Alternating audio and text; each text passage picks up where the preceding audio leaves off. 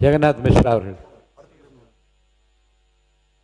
மாண்புமிகு பேரவைத் தலைவர் அவர்களே, 2 மாதத்தில் எனது கோரிக்கையான இயக்குனர் இமயம் பாரதி ராஜா அவர்களுக்கு அவர் பிறந்த மண் தேனியிலே சுமார் 2.5 கோடி ரூபாய் மணிமண்டபம் கட்டித்தரப்படும் என அறிவித்த கேள்வி நேரத்தில் கேள்வி எந்த சப்ஜெக்ட்ல கேட்கணுமோ அதை கேளுங்க. சரிங்க.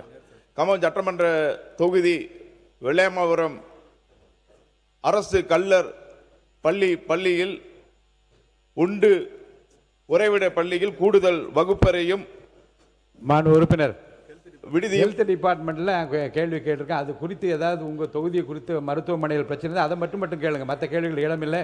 மாண்பு உறுப்பினர் கல்லானை.